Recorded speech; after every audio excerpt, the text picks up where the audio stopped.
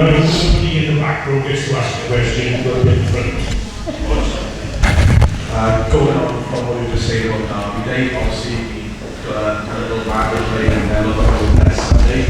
Is there a different mindset on the top this week because it's Derby Day? And going back on what conversations have been already tonight, to the players realise how much it means to us lot sitting in the stands watching the game. Before you answer, well, you asked two questions, I come back with it. It's not related, it's about, so we got Curtis there, who would have played against Jeff Astle, and we got Lee Trundle, and fantasy football and everything. So the question I got is to Curtis, who's the better player, Jeff Astle or Lee Trundle? And secondly, who's the better performer on fantasy football, Jeff Astle or Lee Trundle? So obviously the target question is priority. I'll answer your question next year.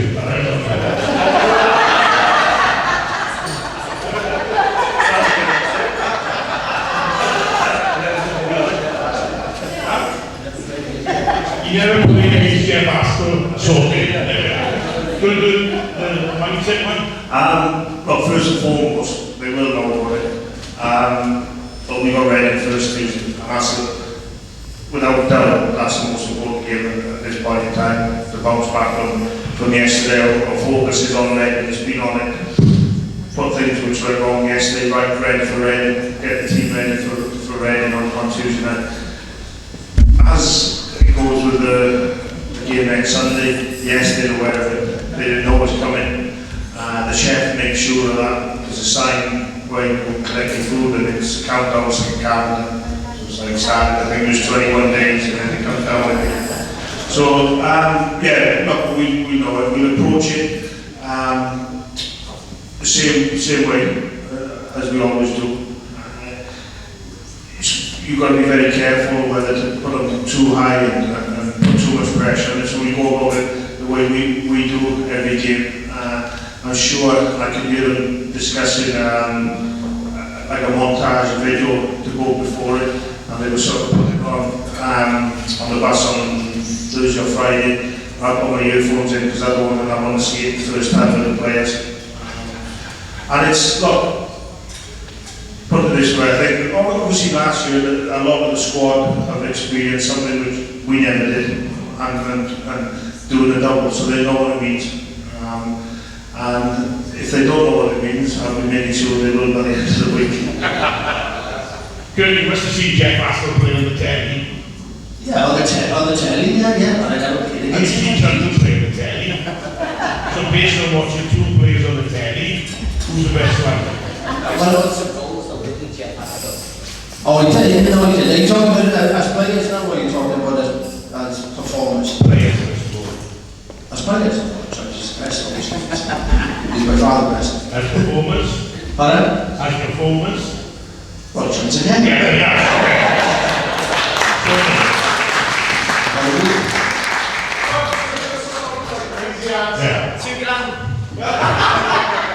Somebody wrote it out earlier on, that's about a Bristol. Who had a question over here? I don't come to you eventually. Yeah, before it's never sit down there. Yeah, make a long question.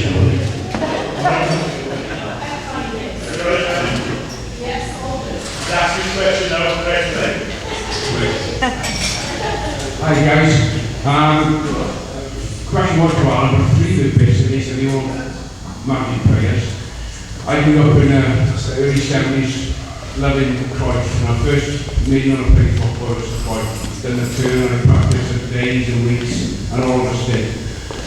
So 3 years ago, who do you think was your first player that made you want to kick a football?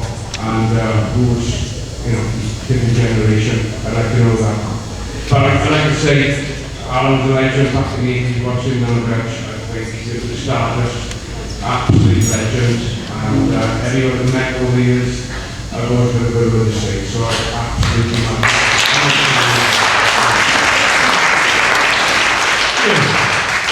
I don't really have another question. The best player, right? in the family, my mother's brother was a fellow called Roy Paul, who played for the Swans back in the 40s, late 40s, or early 50s. And he went out to Manchester City, and he played captain Man City in 2 cup finals, 55 and 56. 55 they lost to Newcastle, 2-0, and then they won 56 and beat Birmingham 3-1. So Uncle Roy was, he was, well, in fact, and he captained Wales as well. So he was, he's still the biggest in the family as far as I'm concerned. And so he was obviously a massive role model for me. But I guess, he probably didn't realise it at the time. It was only when there was a lot of the achievements, the football that he played, and the level that he played. But the one for me was Jimmy Greaves. I loved Jimmy Greaves. I thought he was, because I've got an older brother who started to support the Spurs. He started supporting Wolves. I remember the 1960 FA final, Wolves won it, so we became Wolves fans. Then the year after we deserted Wolves, because Spurs went down. But Spurs went down again the following year, and then we just sort of stuck with them, and we've always stuck with them. I don't follow them as much, obviously, these days, but it was a lot younger. And of course, Jimmy Greaves was the goal scorer from the 66 World Cup final which he missed. Gutted that it went well, but more gutted than Jimmy Greaves didn't play in the final. And he was a massive influence. I met him a couple of times. One of we speaking and one when we played Spurs like that. And to actually meet him and sort of talk to him, it was absolutely fantastic. My first one would be Kenny Dalglish. I just think the way he played football, and probably looking back now, just watching him, a lot of his play was with his back to goal. He would get it. He wasn't quick. I wouldn't know this when I'm a kid watching it, but it was just someone who I enjoyed the way he moved, the way he played. Yeah, that's when I was a little fan or something. I had a swap when I was old. But it was. Kenny Dalglish would probably be, I just loved the way he would get the ball in and he would turn and manipulate the ball and move. So for me, he would have been my first idol, and my player who I probably enjoyed the most watching would be the Brazilian Ronaldo. He would probably be my favourite of all time.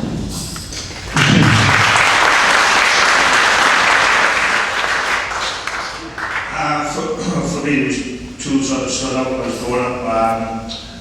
Roy Keane for how he played the game. I like, he's ruthless, tackling, run all day, and drag the team with him. And when Eric Cantona went to Man United, I thought he was the Spurs sort of, at the time, the start of the change, and you could hear people talking about what training he did, how he did the extra training, the youngsters sort of looking up to him. And he just, at that time, obviously Man United were just started to come back to the force of will to the 90s and the early 2000s, and he had a massive part to play. He sort of, they call him the king, and he was just the flamboyance, the swagger he had, the sort of the collars that stood there, like the ability. For that with the sort of the Roy Keane, which is more kicking people like me. So it was, those are the 2 I sort of look at.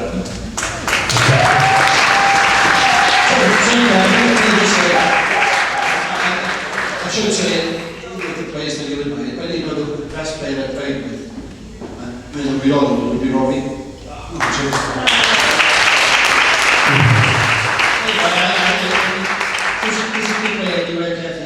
was a primarily a team player.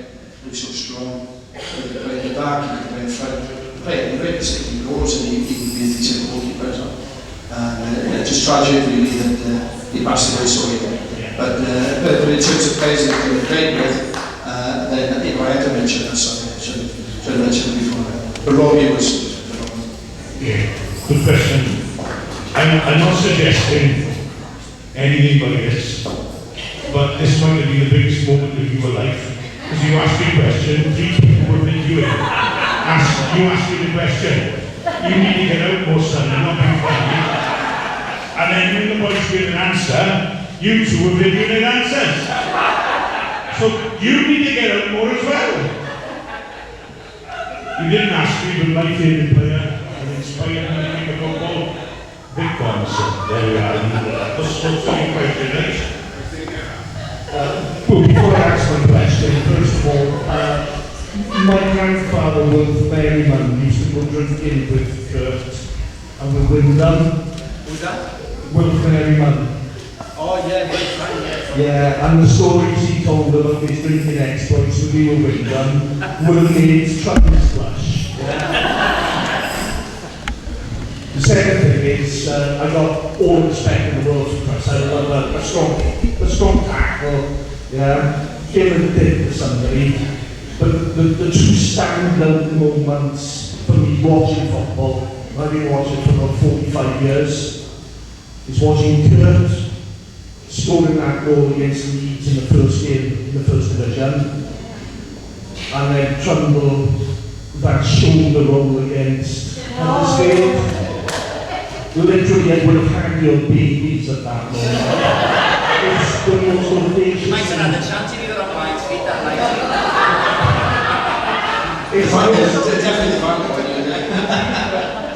It's the most audacious thing I've ever seen on the football field. That still staying into like that. Unbelievable moments. But I'll ask you a question as well. You talked about your sport. What happens when you get away in Derby? Free Willy. Well, I think it was, obviously we got promoted, so we're all celebrated. And I think the policeman was telling him to get down, and you know, Willie being what he was questioning him back and answering him back a bit too much, and then the policeman arrested him for it. So then I remember Kenny Jackett saying, we ended up going over to the outside, we got a couple of crates. What was we on then? The Wicked, wasn't it? This WKD, Orange Wicked, we got on. So we got a few crates of that, a couple of lads got beers, and then we pulled up outside the station, and Kenny said, what do you want to do? Do you want to wait for Willie, or do you want to go back? I said that I want to go back. I think it was wine. We would end up going to Crowbar that night, and I was ready. I didn't want to sit outside the police station for another hour and waste that. I had a 4-hour journey to go back. So that's what he wanted. I think Willie was one of them players who sort of split the dressing room on how we took him. I think at that time, I think we were a very close dressing room. We all enjoyed each other's company. For me personally, I can only speak for myself, but Willie's arrogance was a little bit where. That's where, if it would have been any of the other lads, I would have said stay. With Willie, I would have said I'm ready to go home, I'm ready to get back to Wine Street. I don't know how Chris would have took it, but I remember in the dressing room on one of the earlier games, him and Robbo had a fallout, and Robbo was my really close mate at the time, but still is now. And obviously then Kenny said to him, shake hands. Robbo got up to put his hand out to shake hands, and Willie wouldn't shake hands with him. And I think as a teammate for me, that sort of finished it for me on that time. So, you know, I was team Robbo rather than that, so I was ready to go home from Berry.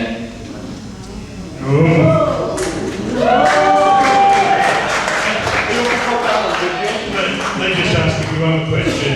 If you could, to Trundle, if you could not include the I'd be willing to have your babies, because I've heard that so many times. He's terrified, you know.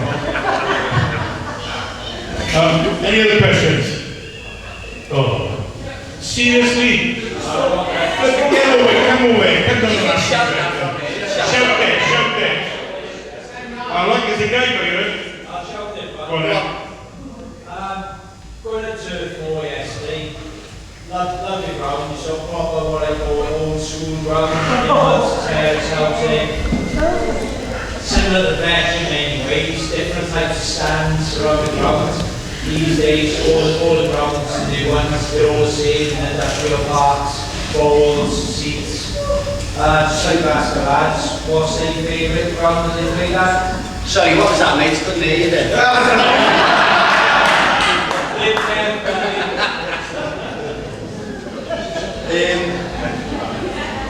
Do you know what? what you're saying about the old grounds, my favourite ground would probably be Goodison for that reason, where it's an old stadium, it hasn't changed for years, it's in the housing estate, and you're very close to the pitch. So I think you get that same atmosphere, and I do agree with you. A lot of the new stadiums now are the same, and a lot of them lack character. I think the only ones now, if you look at Fulham, when they built the new stand, QPR's another one where it's one of them old grounds. So I think it's because probably nostalgia, because we've grown up with that type of football. And in football you don't want change, you know. So I think I'd probably say Goodison would probably be my favourite one because of exactly what you just said. I think mine has changed over the years, it keeps on changing. The crowd at Hillsborough, first time I went there, wow. Well, it could used to be, on the FA Cup semi-finals there in Villa Park, and massive, the big sort of cop there. We played for Leeds and then on the road, I was a bit of a big so, you know, it was fierce. So that the down was very similar to the match. But honestly, and Spurs, because connections, you know, with my brother, and I played at Spurs, and obviously Old Trafford and Anfield was always special. But to be honest, the older I'm getting, the more you lose them. I still love the bench, the bench in the because that was our whole ground. And when it was full, you know, it was like 25, 26, 32,000 is the record there, isn't it? And wow, it was brilliant. Especially a Tuesday night game, For myself, I think similar to echo the other two lads here, I like the history of the grounds. You know, I like the feel of it. It feels like football. Having been Villa Park, Old Trafford, and those been done up still at the same place, they're built on top of it. I think Anfield's doing it now. But Sheffield United is another one, old school ground, big, right on top of it. We could feel it on top of it. But the modern ones, Emirates is something special. I think I went to the Spurs in the ground last week to watch NFL, and it's incredible. Don't get me wrong, but it's not. You know, it's not football. And then you're exactly right. It's commercial. We walked in. You know, I was fortunate to have a ticket in a certain area, and I walked in and I went up to the manager and we chatted, and I said, you know, when did football change? Because it was like some 5-6-star hotel, and it's a football ground. So it certainly not when you walk up, you're only looking at, wow, this is something impressive, but you lose the history, the feel for it. Having played, I was fortunate enough, even played at the Millennium twice in one season, and I actually played the youth team, played the World Cup final on the Old Arms Park as well. So those two are probably the ones for me. Fantastic. Last question. And over to you.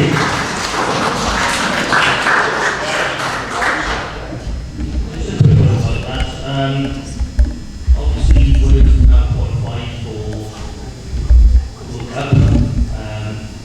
Who would you class as the greatest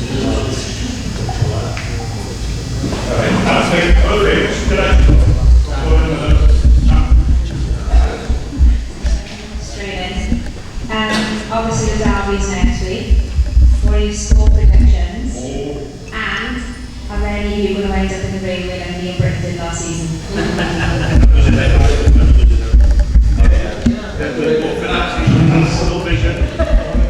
In other words,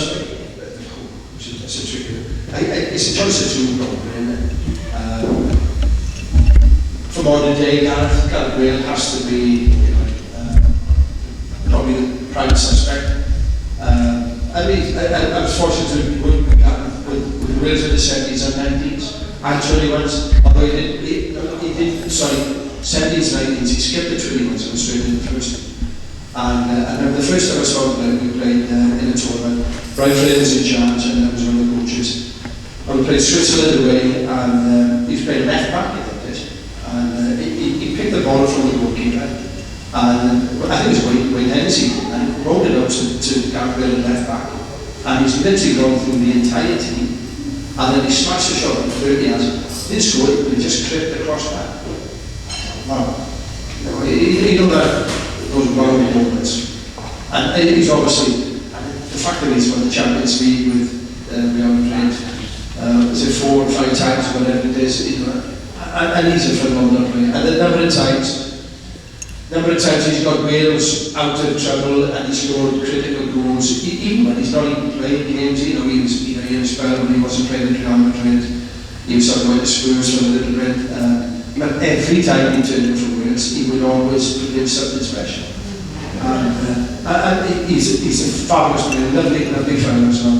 Really sort of real quiet, polite,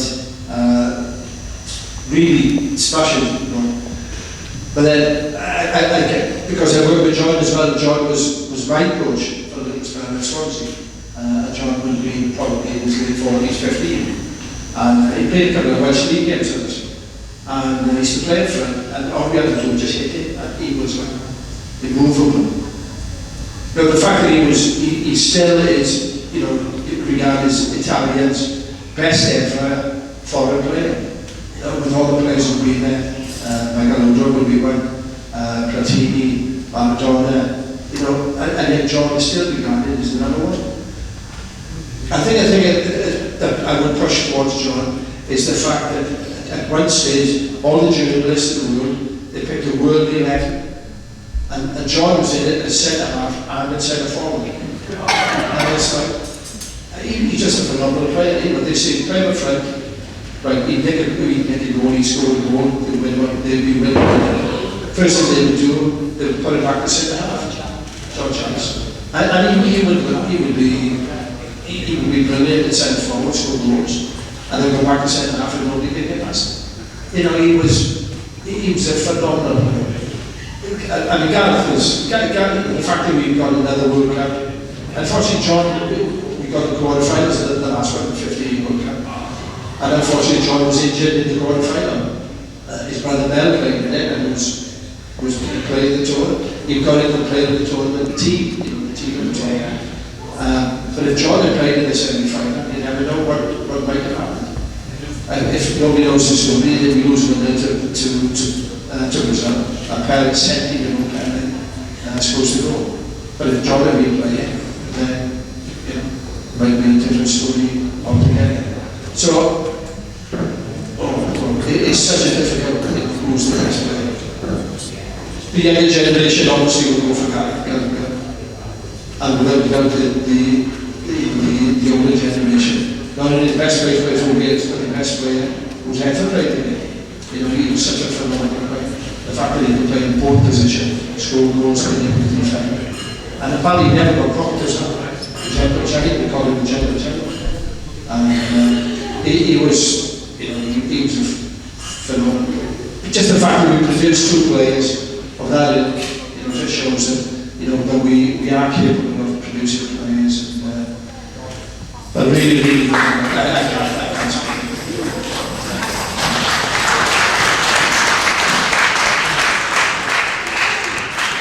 To be fair, in them days, Kate, you'd have to run someone over with a car to get a car going, wouldn't you, back then?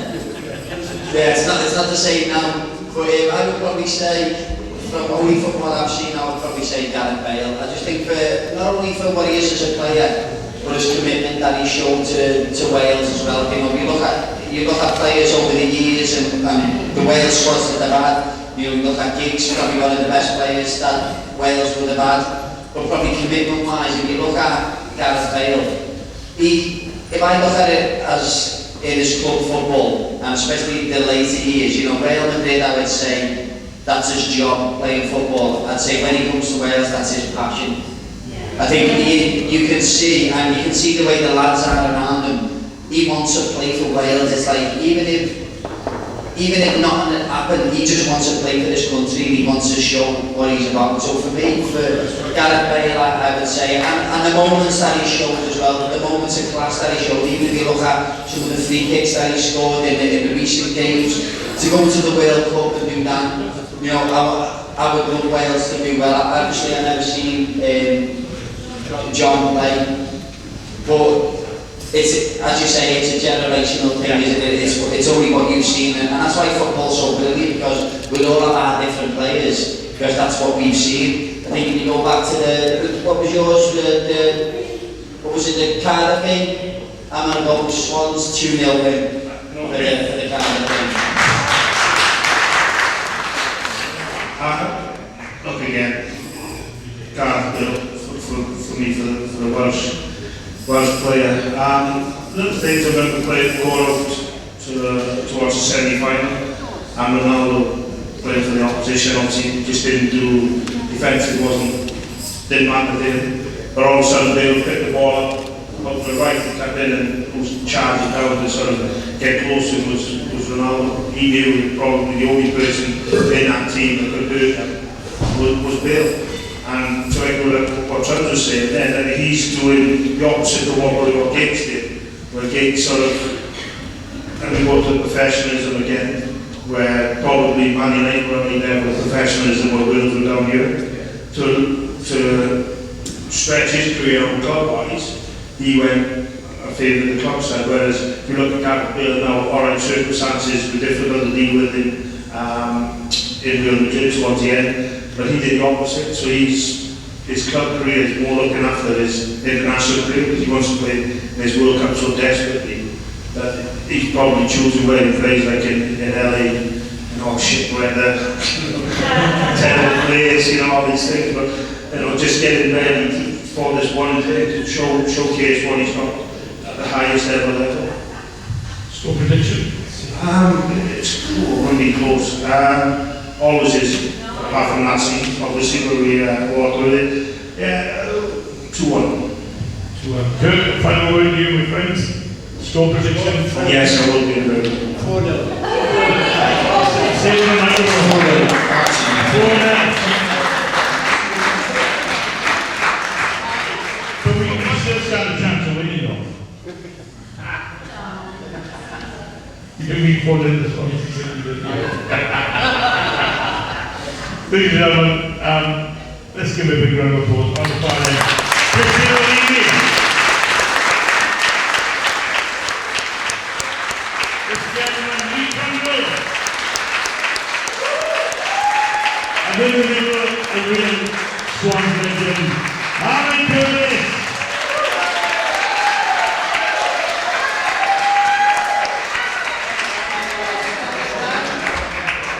Hang on, before Trundle does that, check what it says.